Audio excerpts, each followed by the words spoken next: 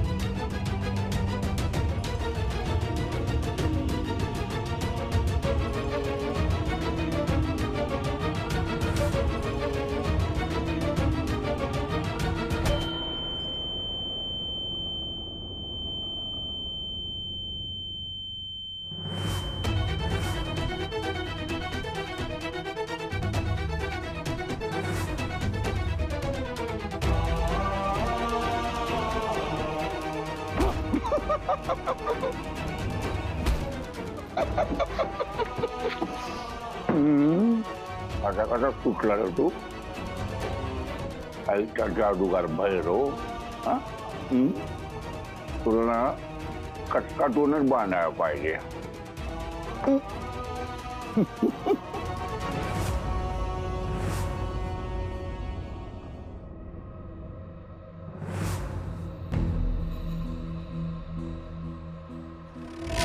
सोड मला.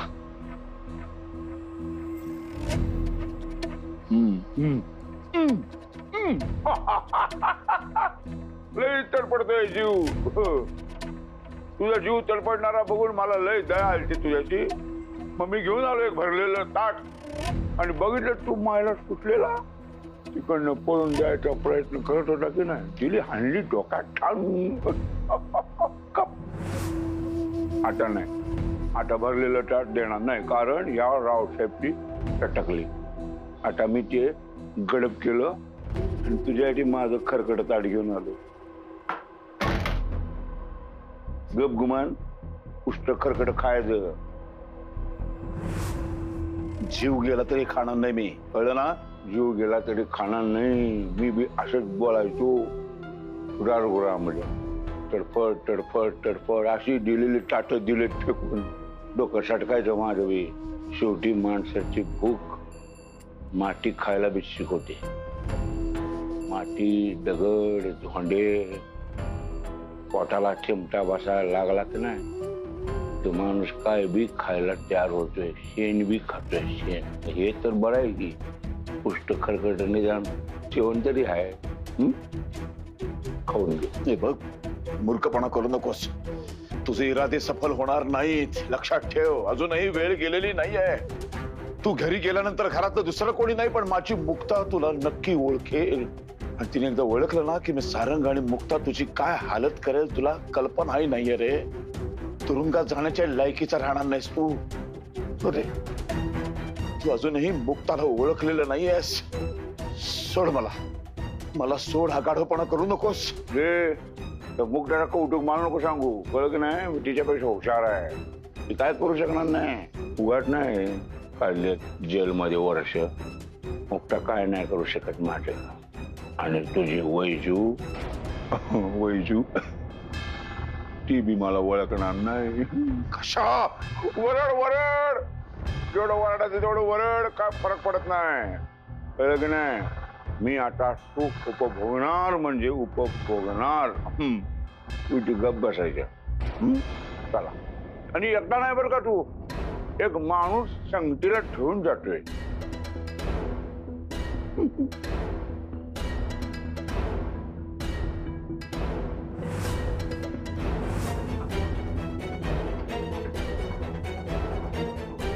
तुझ्याकडे काय आणलं बघ, करमणूक.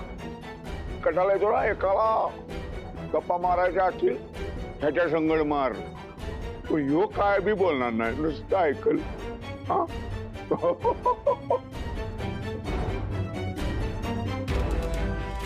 भारी आहे की नाही मैत्र.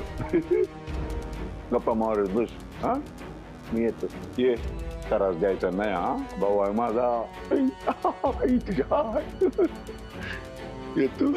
कशा कशा ऐक माझं कशा.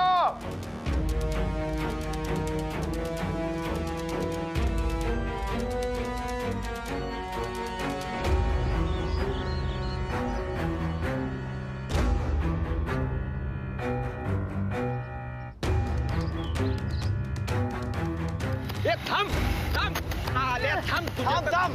तिला हा इकडे गेला. घाल घाल त्याच्या मागं, घाल घाल. पळून देऊ नको चालेला. अरे यार, थांब रे. तर ना मी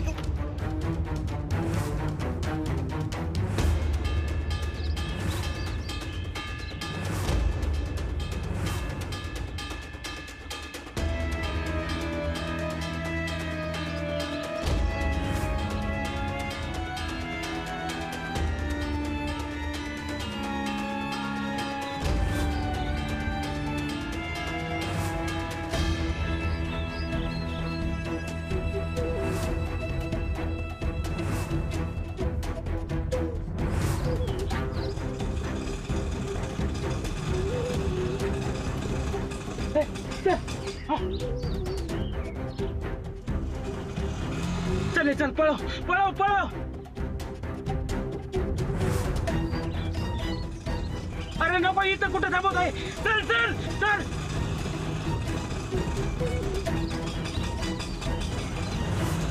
अरे ये का तू इकडे कुठं चाललंय? मागं घे. हा, घेऊन ये इकडे, घेऊन ये, घेऊन ये. सोडू नको त्याला. हा इथं इथं. अरे कोण आहे, कोण तू? अरे बाप, माझ्या अंगावर घालतोय. देवा देवा देवा देवा देवा.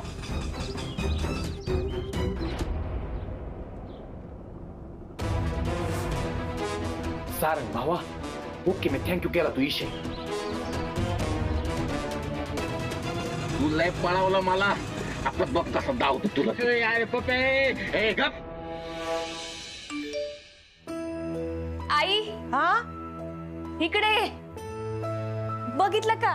हे एवढ्या महत्वाच्या कामात आहेत तरी त्यांनी आठवणीनं मेसेज केलाय की गोळ्या घे.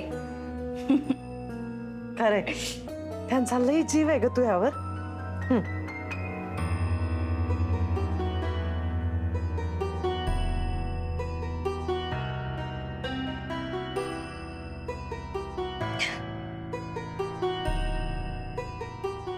त्यात ते आले आणि लागलीच परत गेले म्हणून तुझी जास्तच आठवण येत असेल त्यांना. पण काय ग, ते लगेच का परत गेले? अगं दादा बाहेर गावी गेलेत ना, मग त्यांची सगळी कामं यांनाच करायला लागतात म्हणून जावं लागलं. असं होय. पण खरं सांगू का मुक्ते, मला ना जावई बापू कसल्या तरी टेन्शन मध्ये वाटत होते. अगं टेन्शन तर असणार ना, दादांची एवढी महत्वाची कामं सांभाळायची, त्यात माझ्या हाताची काळजी पण जात नसणार.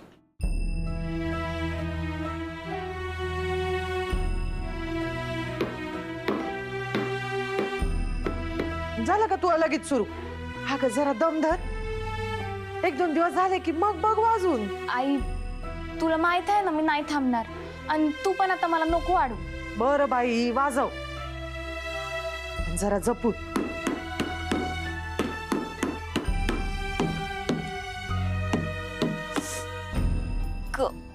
बघ मुक्ते, तुला त्रास होतोय ग? अगं आई, नाही एवढा त्रास होतोय. अगं आणि जरी स्पर्धा पुढे ढकलली असेल ना तरी आपल्याला आपल्या परीनं तयार राहायला पाहिजे. कधी जाहीर करतील तारीख माहित नाही ना.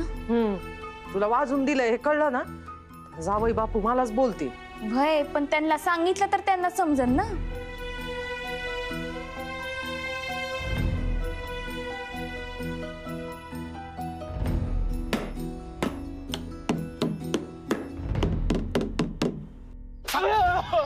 दादा कुठे आहेत?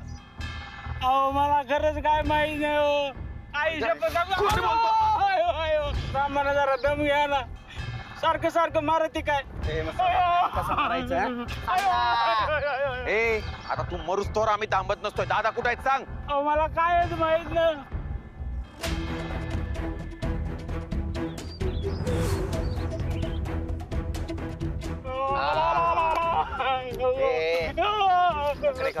नाही माहित तुला.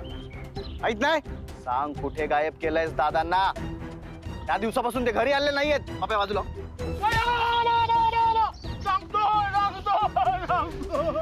सांगतोस का. सांगतो त्या रात्री ते रावसाहेब कुठे गेले काय माहित नाही. हा पर त्या रात्री काय घडलं हे मी सांगू शकतो. हा काय घडलं. त्या रात्री मी रावसाहेबांना घेऊन ते कांता शेठ जिथे लपले होते ना तिथं घेऊन गेलो. हा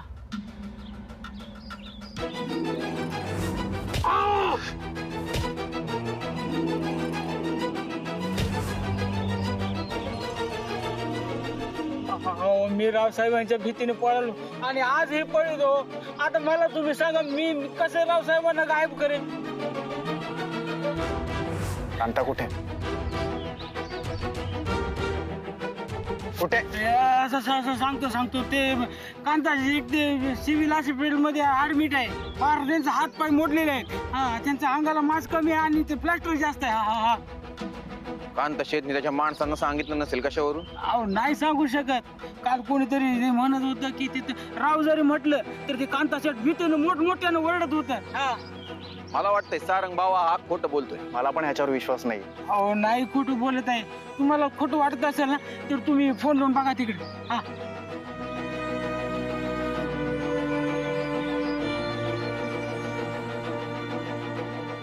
ए साल्या तू जर आमच्याशी खोटं बोलत असशील ना तर तुला इथं चित्ता काढतो मी. गाडून टाका मला. मी स्वतः खड्डा खांदतो. हा हॅलो सिव्हिल हॉस्पिटल. तुमच्याकडे कांता देवचके तुमच्याकडे कांता देवचके ऍडमिट आहेत का. या हैवानाच्या नावात देव आहे. ए तू काय असतो रे इडे. हा खरं सांगतोय. मी म्हणलो ना मग. यार मग दादा गेले कुठे. यार हे काय चाललं ना काही कळतच नाही. दादा कुठे असतील. दादा सेफ असल्याचे ते मेसेजेस. नाही सारंग बाबा अरे दादांना माहिती आहे घरी सगळेजण एवढी काळजी करतायत. दायाला फोन करून विचारतायत आणि दादा फक्त मेसेज पाठवून कळवतायत का ते खुशाल आहेत सुखरूप आहेत. आपल्या बुद्धीला पटतच नाहीये. म्हणजे काय म्हणायचं काय तुला. सारंग मला वाटत नाही तो मेसेज त्यांनी केलाय. मला वाटतंय त्यांचा फोन दुसऱ्या कोणतरी स्वतःच्या ताब्यात घेतलाय आणि तो फोन वापरून मेसेज करताय आपल्याला. अरे पण दुसरा कोणी असं का करेल. हा सारंग बाबा आपण एक काम करू. दादांचा जो नंबर आहे ना तो नंबर ट्रेस करू आणि तिकडे जाऊ. आपल्याला लगेच पत्ता लागेल काय करतंय याचा. हा ओके तसंच कर. हा लगेच चल.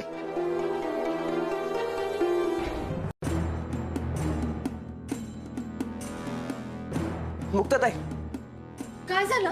मी तुमच्या सासरी जाऊन पाहून आलो मग पण सारंग दादा तिथं पण नाही आहेत. बघितलं अण्णा ते वाड्यावर पण नाही आहेत. फोन पण उचलत नाहीये. मला आता खरंच काळजी वाटते. मुक्ता अगं कामासाठी गेले असतील कुठं. गडबडीत नाही घेतला असेल तू फोन. साधी गोष्ट आहे. एवढं का टेन्शन घेऊन राहिले तू. अगं तसंच असं. आणि तू त्यांना परत परत फोन करून त्रास देऊ नकोस बरं. नाही मी अजून एकदा फोन करून बघते. ही पोरगी काही ऐकतच नाही बघा. करू दे तिला. कर कर.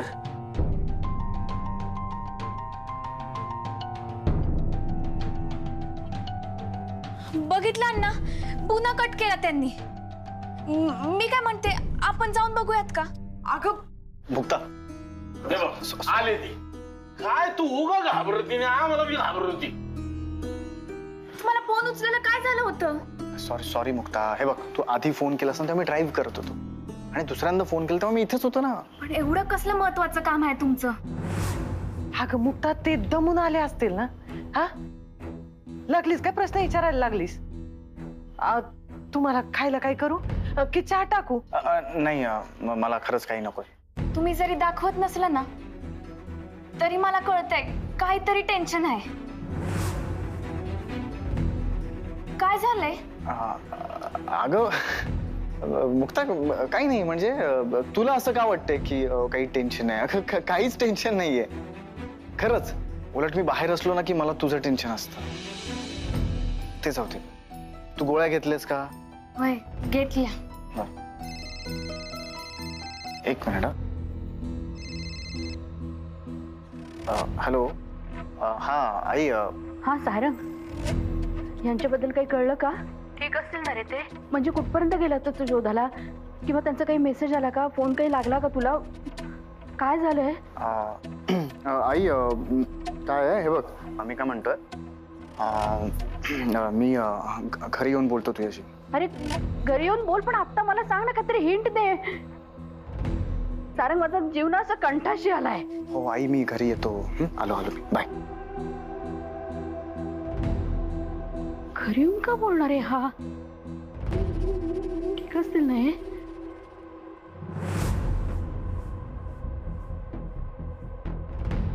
अहो, असं काय जे तुम्ही मोठे आहे ना आमच्या सगळ्यांसमोर सांगू शकत नाहीये? नक्कीच काहीतरी लपवताय. आता असतात काही गोष्टी, आणि आपल्या घरातल्या लोकांच्या कुरापती तुला माहित नाहीत का? मग तेच म्हणते, मला सांगा ना. मुक्त आहे बघ, तू ते सगळं विसरून जा. तू आता फक्त स्वतःकडे लक्ष दे आणि लवकर बरी हो. बाकी कसलाच विचार करू नकोस. येतो मी.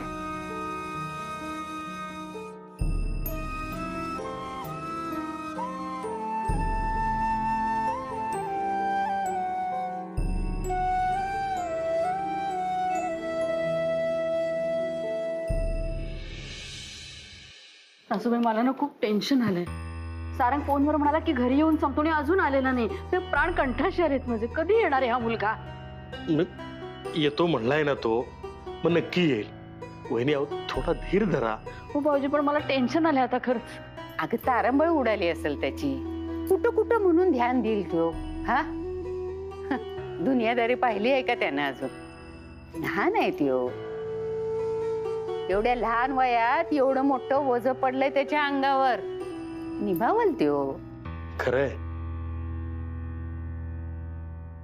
त्यो बघ आला. सारंग, अरे काय? हो आई, आई. किती वेळ झाला तुला? मी केव्हापासून वाट बघते तुझी, आणि तू असं का मला म्हणालास की मी घरी येऊन सांगतो? सगळं ठीक आहे ना? म्हणजे काही प्रॉब्लेम नाहीये ना?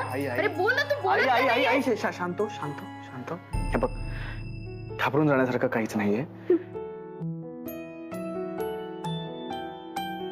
दादांचा मेसेज आला होता, सो त्यावरून मी आणि पप्या आम्ही त्यांचं लोकेशन ट्रेस करतोय. लोकेशन मिळालं? हे बघ, लोकेशन अजून मिळालेलं नाहीये कारण त्यांचा फोन स्विच ऑफ होता. बट मी त्यांचं लोकेशन, त्यांचा मोबाईल स्विच ऑन झाला की शोधून काढेन आणि दादांना घेऊन येईन. ठीक असेल. माझं मन सांगतंय दादा सुखरूप असतील. टेन्शन आलंय सारंग खूप. काळजी करू नको, मी आहे ना.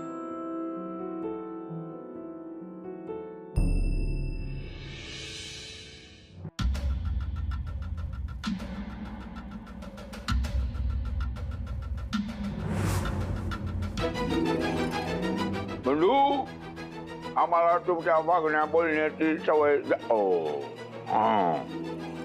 बंडू, आम्हाला तुमच्यासारखं वागता बोलता यायला लागलेलं आहे. तुम्हाला येऊ लागले का? अजून नाही होय? होईल होईल, हळूहळू सवय होईल. काय माच करायचं ना तुला? कशा तू करून घे. जी का मस्ती करायची ना ती करून घे. तुला काय वाटलं माझ्या मोबाईलवरनं तू मेसेज पाठवलेस त्याच्यावर सगळेजण विश्वास ठेवतील? अरे 2 दिवस 3 दिवस नंतर कोणाचाही विश्वास बसणार नाही त्याच्यावर. सगळेजण मला शोधायला बाहेर पडतील. कळलं ना? तू मला ओळखलायस, पण लोकांच्या मनातला जो रावसाहेब आहे ना त्याला अजून तू ओळखलेलं नाहीयेस. कळलं ना? एवढे दिवस मी तिथे नाहीये म्हटल्यानंतर ते मला शोधतील, माझा सारंग मला शोधून काढेल, नक्की शोधून काढेल आणि मग तुझी वाट लावेल की नाही बघ. कसं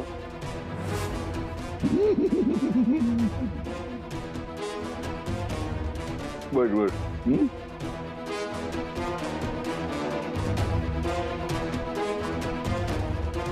गप्पा मार याच्याशी कळलं का?